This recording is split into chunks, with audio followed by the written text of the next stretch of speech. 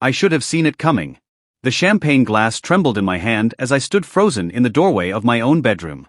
The silk sheets I had carefully chosen for our third anniversary were tangled around two bodies that didn't include me. My husband's muscular back faced me, his shoulder blades shifting with each movement. And beneath him, laughing, was my younger sister Vanessa. Her manicured fingers, the ones I had paid to have done at the salon just last week, clawed at his back as she whispered something that made him groan. The diamond bracelet I had given her for her birthday glinted in the candlelight I had lit for what I thought would be a romantic evening. The champagne glass slipped from my fingers. The crystal shattered against the hardwood floor like my entire world breaking into a million irreparable pieces. They both froze. Derek's head whipped around, his gray eyes, the ones I had fallen in love with 7 years ago, widening in something that almost looked like panic. But it wasn't guilt. I would realize later that it was annoyance at being caught. Elena. He started, not even bothering to cover himself or Vanessa. My sister sat up slowly, her blonde hair cascading over her bare shoulders. She didn't look ashamed. She looked triumphant. A small, cruel smile played at the corners of her lips as she met my eyes. "Happy anniversary, big sister," Vanessa purred, her voice dripping with false sweetness. I couldn't breathe. My lungs had forgotten how to function. 3 years of marriage. 7 years together. Every sacrifice I had made, every dream I had postponed, every piece of myself I had given away to build our life together, all of it was burning to ash in front of me. How long? My voice came out as a whisper, barely audible over the pounding of my heart. Derek had the audacity to sigh as he climbed out of bed, pulling on his pants with casual indifference.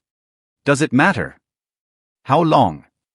I screamed, and I barely recognized my own voice. Vanessa giggled, actually giggled, as she wrapped the sheet around herself. 6 months, she said, examining her nails. Give or take. Honestly, Elena, you're so busy playing the perfect little housewife that you didn't even notice when your husband started coming to me instead. 6 months. Half a year of lies. Half a year of me cooking his favorite meals, pressing his shirts, supporting his career while mine withered away to nothing. Half a year of him touching me with the same hands he used to touch my sister. You're my sister, I choked out, tears finally breaking free and streaming down my face. How could you? Oh, please. Vanessa stood up, letting the sheet drop deliberately as she walked to my dresser and pulled out one of my robes, a silk one Derek had given me last Christmas. She tied it around herself with slow, possessive movements. You always got everything, Elena. The perfect grades, the perfect scholarship, the perfect husband. Mom and Dad's favorite golden child who could do no wrong. That's not. I'm not finished. Her voice turned sharp, venomous. Do you know what it's like living in your shadow? Saint Elena who sacrificed so much for her family. Elena who gave up her career to support her husband. Elena who sent money home every month even when she could barely afford it. She stepped closer, her blue eyes, so like our mother's, glittering with malice. Well, guess what? Derek doesn't want a saint. He wants a woman who knows how to have fun.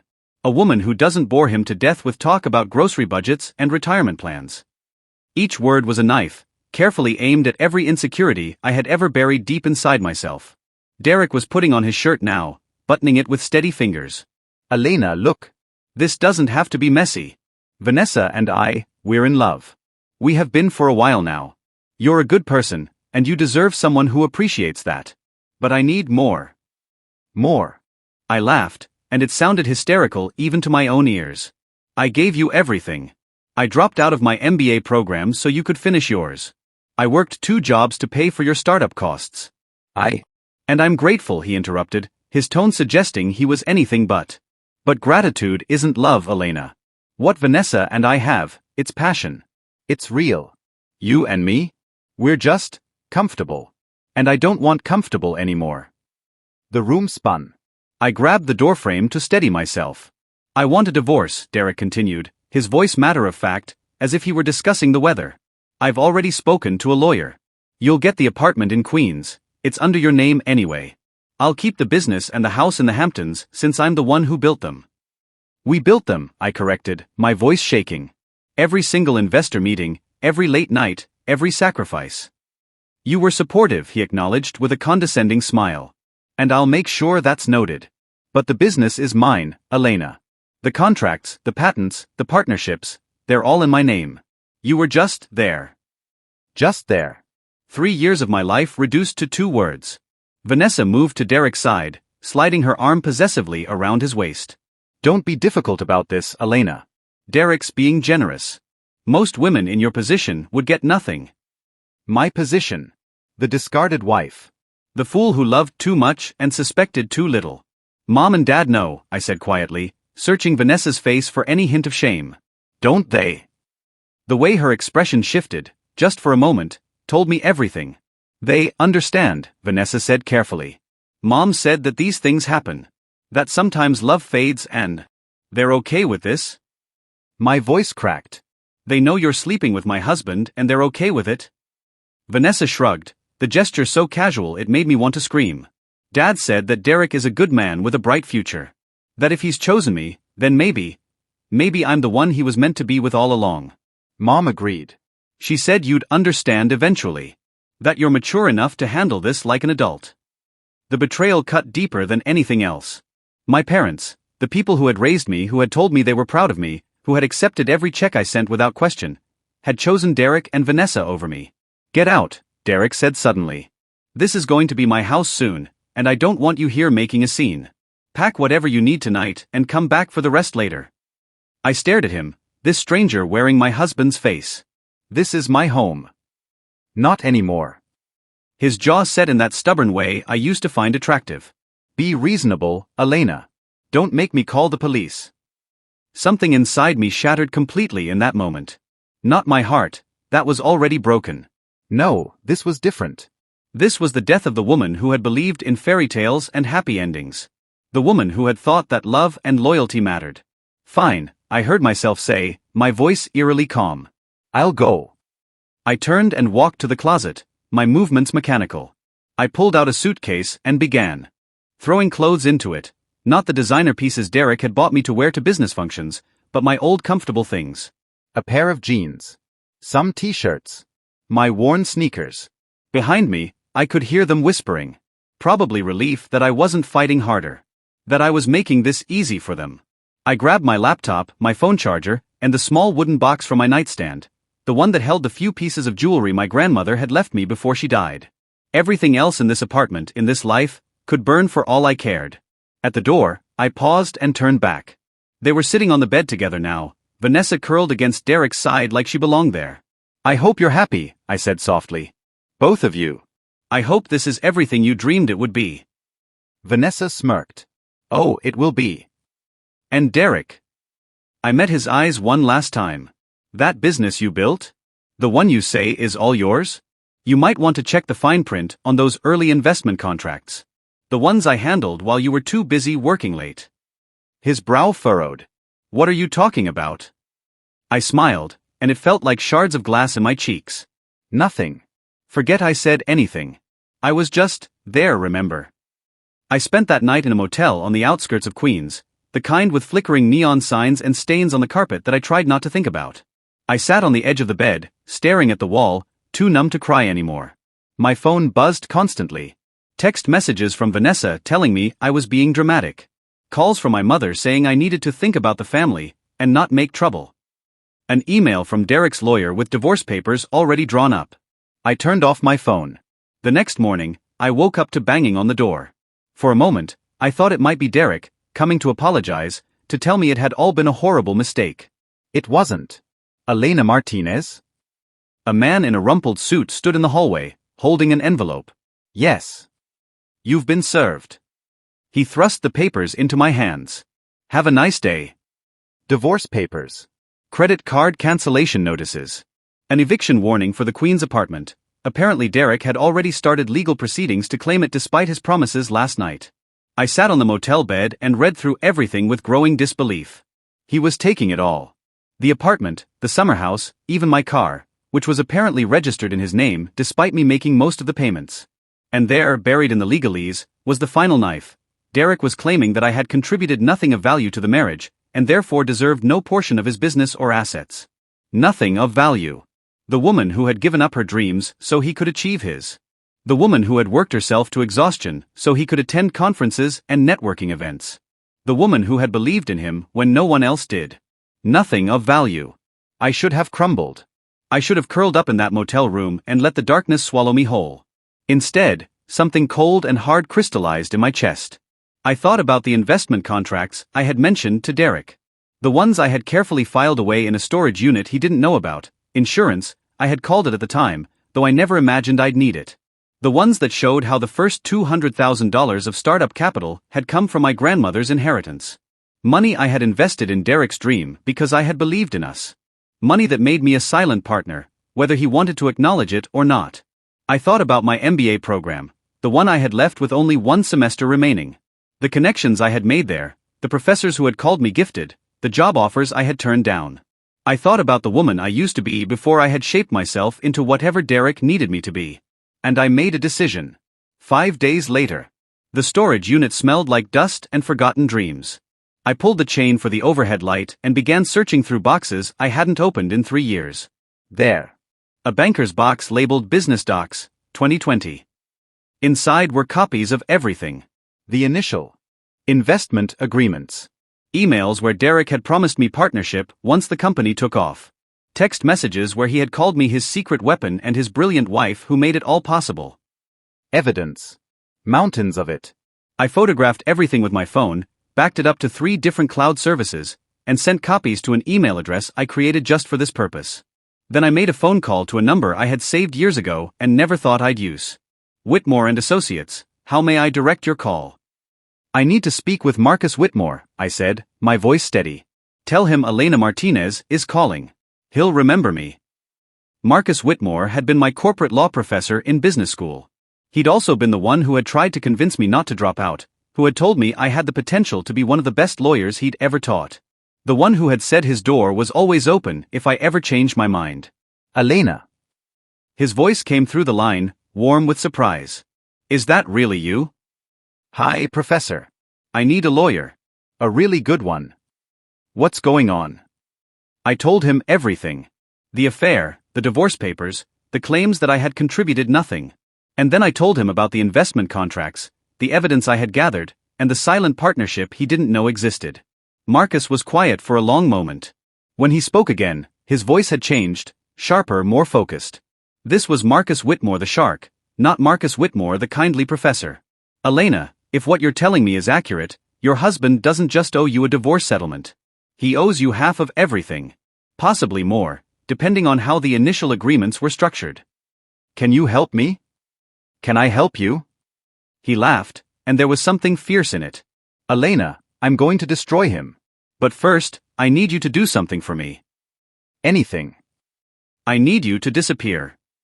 Shocking twist. Disappear. I repeated, confused. Listen to me carefully, Marcus said. Right now, your husband thinks you're a victim. He thinks you're weak, defeated, that you'll sign whatever papers he puts in front of you just to make the pain stop. That's what men like him always think. And that arrogance? That's what we're going to use against him. I don't understand. If you disappear, really disappear, for a while, he'll get comfortable. He'll stop being careful. He'll make mistakes. And while he's making those mistakes, you and I are going to build a case so airtight that when we finally strike, he won't know what hit him. Where am I supposed to go? I have a friend who runs a consulting firm in Singapore. She owes me a favor, and she's always looking for smart people who aren't afraid of hard work. The pay is good, the experience is invaluable, and most importantly, it's on the other side of the world where your husband can't find you. Singapore. The other side of the world. I can't just leave, I protested. I have to fight this now while... Elena. Marcus's voice softened. You dropped out of school with 1 semester left. You've spent 3 years making yourself smaller so your husband could feel bigger. If you fight him now, you'll be fighting from a position of weakness. Give me 1 year. 1 year to build your case while you rebuild yourself. Trust me. 1 year. 12 months to become someone Derek wouldn't recognize. Someone strong enough to face him without falling apart. Okay, I whispered. Okay. Good. I'll make the arrangements. In the meantime, sign nothing, agree to nothing, and don't let anyone, not your husband, not your sister, not your parents, know where you're going. Can you do that? Yes. One more thing, Elena. This friend of mine in Singapore? Her name is Victoria Chun, and she's brilliant. But she doesn't suffer fools, and she doesn't give second chances. If you're going to do this, you're going to have to be all in. No looking back. I thought about Derek and Vanessa in my bed. I thought about my parents choosing them over me. I thought about 3 years of my life reduced to nothing of value. I'm all in, I said, and I meant it. 2 weeks later. I stood in JFK Airport with a single suitcase and a one-way ticket to Singapore. I had sold everything I owned except my grandmother's jewelry and my laptop. I had opened a new bank account at a bank Derek didn't use. I had changed my phone number and deleted every social media account. Elena Martinez, the perfect wife, was gone. The question was, who would I become instead? As I boarded the plane, my new phone buzzed with a message from Marcus. Victoria is expecting you. She doesn't know your full story, just that you're a brilliant woman who needs a fresh start. The rest is up to you. Make me proud, Elena. More importantly, make yourself proud. I looked out the window as the plane lifted off, watching New York City shrink below me. Somewhere down there, Derek was probably with Vanessa, celebrating his freedom. Somewhere down there, my parents were probably relieved that their problem daughter had quietly disappeared without making a fuss. They had no idea that they hadn't gotten rid of me. They had just unleashed me. I opened my laptop and pulled up the file I had been working on during the sleepless nights in that motel room. A business plan. Not for Derek's company. I had no interest in tech startups anymore. No, this was something different. Something I had dreamed about back in business school before I had let those dreams die. A luxury consulting firm specializing in corporate restructuring and hostile takeovers. If I was going to rebuild my life, I might as well build something worth having. The flight attendant came by with drinks. I ordered champagne, the expensive kind, not the cheap stuff I had been drinking the night my world ended. I raised my glass to the window, to the life I was leaving behind, and to the one I was about to create. To new beginnings, I whispered. And to revenge. 5 years later, Singapore. The boardroom on the 48th floor of the Marina Bay Financial Center had floor-to-ceiling windows that overlooked the entire city. From here, Singapore looked like a kingdom of glass and steel, glittering in the afternoon sun.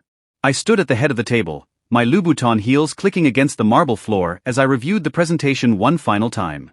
Miss Chun. My assistant, Grace, appeared in the doorway. The clients from the Zhao Corporation have arrived. Shall I send them in? I glanced at my reflection in the window. The woman staring back at me bore little resemblance to the Elena Martinez who had fled New York 5 years ago. My hair, once long and unstyled, was now cut in a sharp bob that skimmed my shoulders. My figure, once soft from too many nights of comfort eating and stress, was now toned from daily sessions with a personal trainer. The Tom Ford suit I wore probably cost more than I used to make in a month. But the biggest change wasn't visible.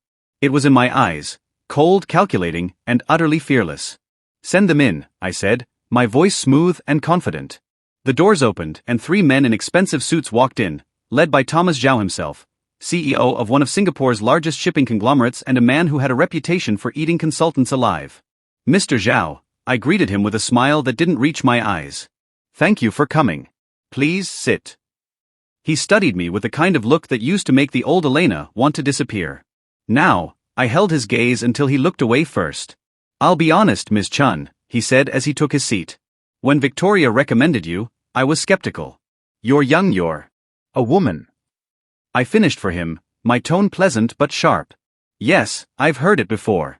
And yet, in the 5 years since I joined Chun Strategic Consulting, I've overseen the restructuring of 42 companies across 3 continents.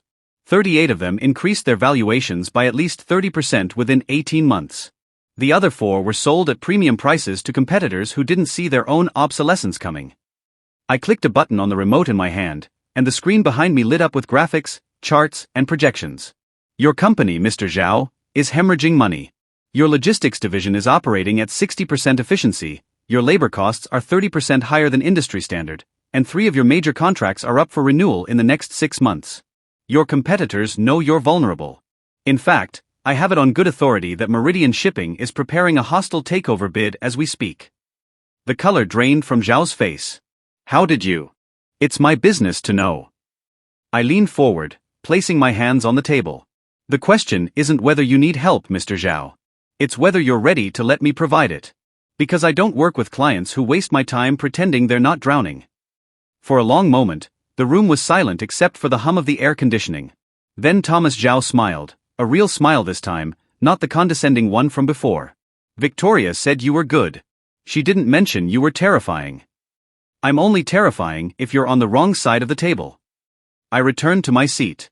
So, Mr. Zhao, are we doing business, or are you going to keep testing whether I'm as good as my reputation suggests? He laughed, and just like that, I knew I had him. 2 hours later, I had a signed contract for a $2 million consulting package and a timeline that would have my team embedded in Zhao Corporation by the end of the week. After the meeting, I returned to my office, a corner suite that Victoria had given me 3 years ago when I'd made senior partner.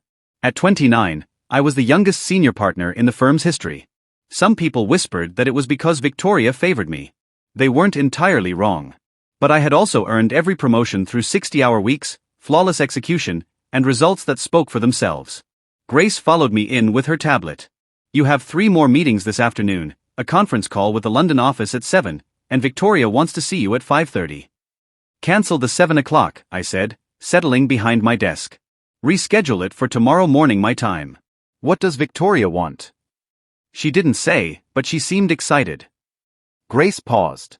Also, you received a package. No return address, but it was sent via diplomatic courier, so security already verified it's safe. She placed a small box on my desk, expensive packaging, the kind that screamed luxury brand. Thank you, Grace. That will be all. Once she was gone, I stared at the package. My name was written in elegant calligraphy on the card attached, Elena Martinez. Not Elena Chun, the name I had been using professionally for the past 5 years. My real name. My heart rate picked up slightly as I opened it. Inside was a wedding invitation on cream cardstock with gold embossing. Mr. Derek Chun and Miss Vanessa Martinez. Request the honor of your presence at their wedding celebration. The date was 3 months away. The location, the Plaza Hotel in New York City. Beneath the invitation was a handwritten note in Vanessa's looping script. Dear Elena, I know we haven't spoken in years, but I wanted you to hear this from family. Derek and I are finally getting married. It's taken longer than we hoped, so many business things to sort out, you know how it is, but we're so happy. I hope you've found peace wherever you are. I really do. And I hope you can be happy for us, even if you can't be there to celebrate. Mom and Dad send their love. They ask about you sometimes. Maybe this could be a chance to reconnect? To let bygones be bygones? All our best. Vanessa and Derek. I read it twice, then set it down carefully on my desk. They thought I had disappeared into obscurity. They thought I was. Probably working some dead-end job somewhere, nursing my wounds, too broken to fight back. They had no idea. A slow smile spread across my face as I pulled up my phone and opened an app one had been monitoring religiously for 5 years. An app that tracked business filings, corporate news, and financial records. Chin Technologies, Derek's company, the one he had built with my money and my connections, had been struggling. Not enough to kill the business, but enough to keep him stressed. His last 3 product launches had been mediocre at best. He'd lost 2 major clients to competitors. And according to the financial statements I'd had my people quietly obtain, the company was carrying significant debt. Not enough to sink him, but enough to make him vulnerable. I opened my laptop and pulled up a file I had been building for 5 years. The evidence Marcus Whitmore and I had gathered. The investment contracts. The proof of my silent partnership. The documentation of every contribution I had made that Derek had conveniently forgotten about. But that wasn't all. Over the past 5 years, I had been buying up shares in Chen Technologies. Not in my own name, that would have been too obvious.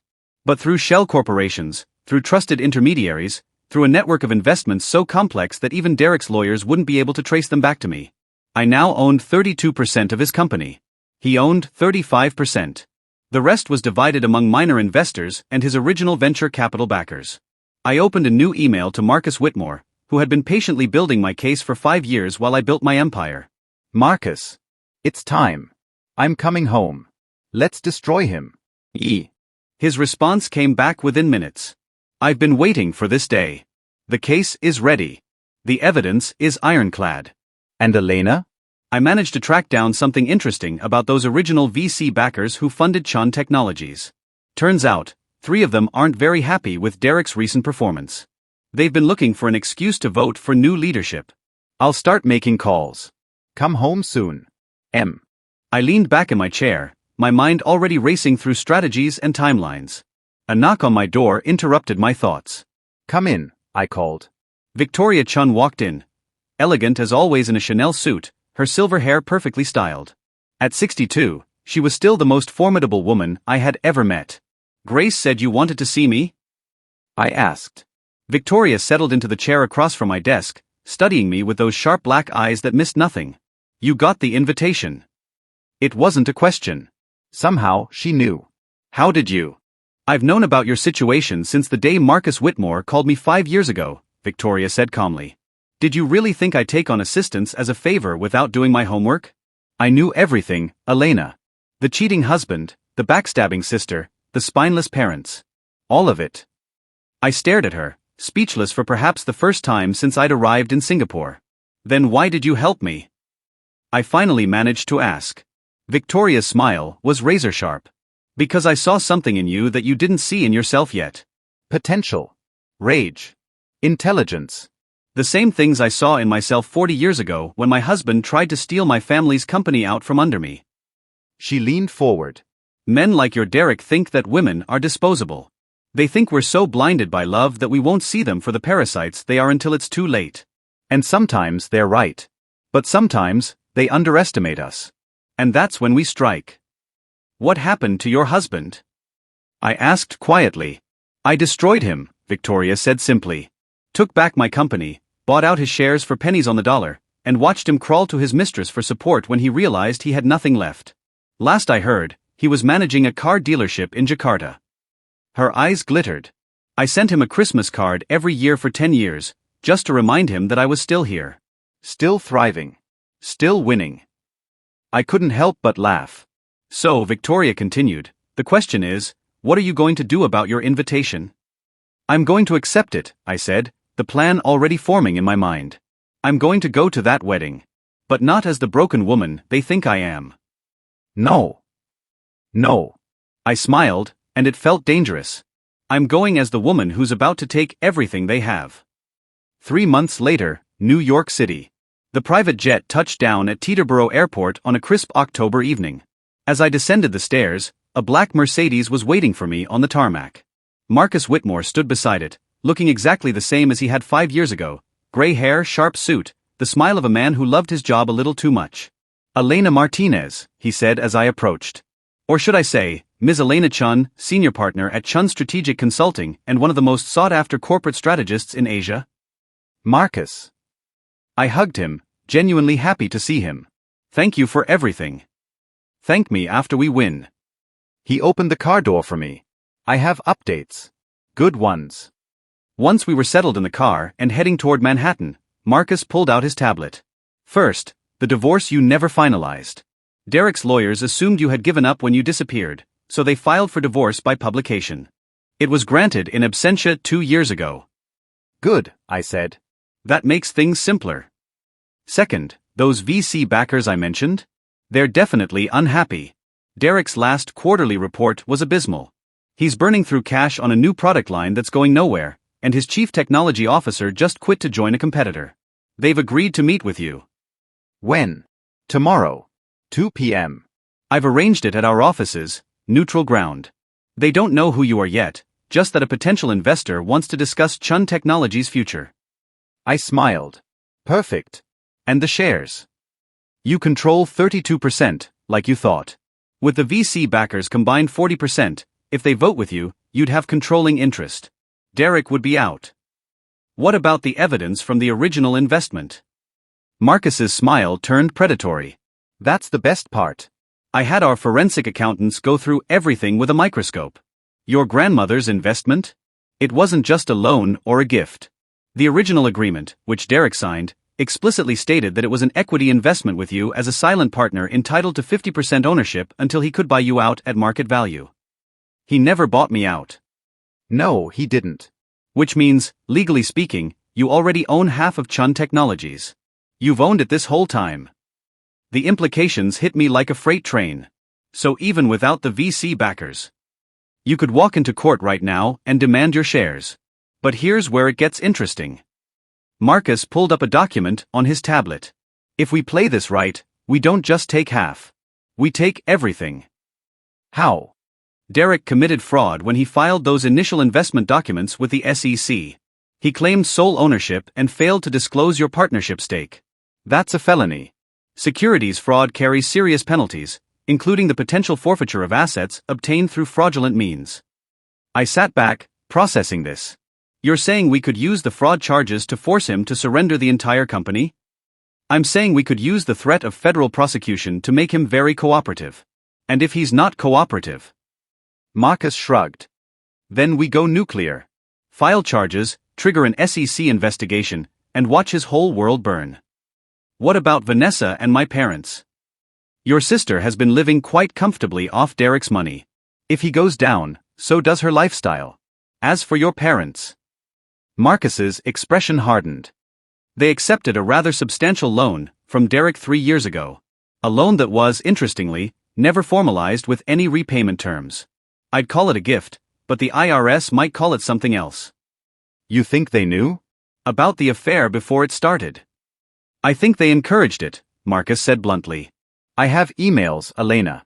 Between your mother and Vanessa, discussing Derek's needs, and how you weren't making him happy. This started at least a year before you caught them. The betrayal shouldn't have hurt anymore. I had 5 years to process it, 5 years to build walls around that pain. But it still stung. Good, I said coldly. Then they'll deserve what's coming. Shocking twist. The car pulled up to a luxury hotel in Midtown. Not the Plaza, where the wedding would be held tomorrow, but the St. Regis, where Marcus had booked me a suite. As I stepped out of the car, a woman's voice called out from across the street. Elena? Elena Martinez. I froze. I turned slowly, and my stomach dropped. Standing on the sidewalk, looking exactly the same as she had 5 years ago, was Rebecca Chun, Derek's mother. She crossed the street, her eyes wide with shock. My God, it really is you.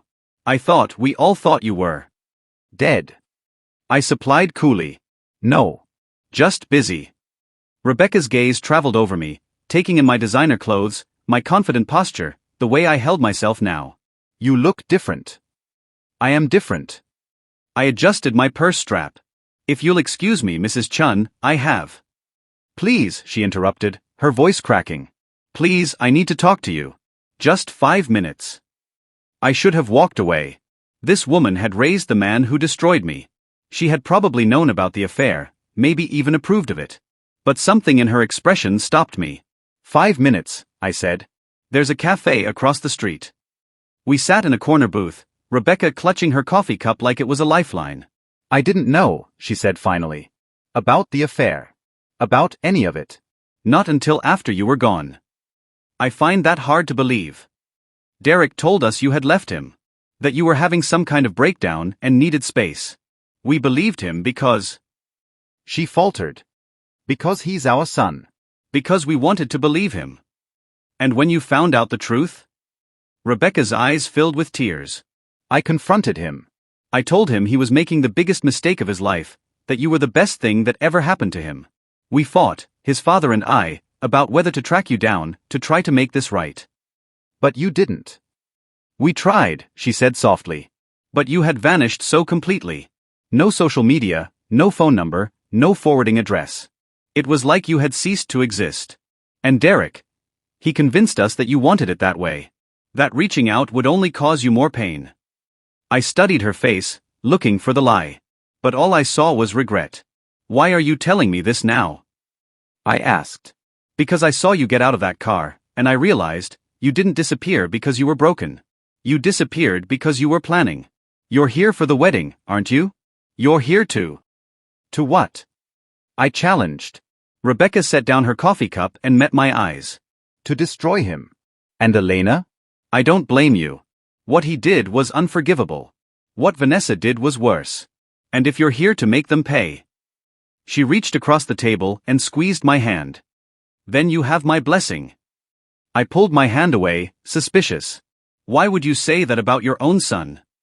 Because in the 5 years since you left, I've watched him become someone I don't recognize. The business is failing because he's too arrogant to see his own mistakes. He treats Vanessa like a trophy instead of a partner. And worst of all, he talks about you, when he bothers to mention you at all, like you were nothing. Like those 3 years of marriage meant nothing. She leaned forward, and there was steel in her voice now. I raised him better than that. His father and I taught him about honor, about loyalty, about treating people with respect. But somewhere along the way, success made him cruel. And I'm tired of making excuses for him. Mrs. Chun. Rebecca. Please. She pulled out a business card and slid it across the table. This is my personal number. If you need anything, information, support, someone to testify to your character, you call me. Do you understand? I stared at the card, then at her. Why would you betray your son for me? Because you're the daughter-in-law I wanted. The one who called me every week just to chat, who remembered my birthday when Derek forgot, who held my hand during my cancer scare 3 years ago when Derek was too busy to visit. Her voice broke. You were family, Elena. Real family. And I let my son throw that away because I was too weak to stand up to him. You had cancer? Breast cancer. Stage 2. I'm fine now, but... She wiped her eyes. You sent flowers. Even after everything, even from wherever you were hiding, you sent flowers to the hospital with a card that said, "Stay strong." You raised a fighter. You have no idea what that meant to me. I did remember. Despite everything, I had kept tabs on Rebecca through a private investigator. When I learned about her diagnosis, sending flowers had been instinctive, a remnant of the caring person I used to be. I'm glad you're okay, I said quietly. Thank you. Rebecca stood up, gathering her coat. The wedding is tomorrow at 3. I hope you cause a scene that makes headlines, Elena. I really do. Derek deserves nothing less.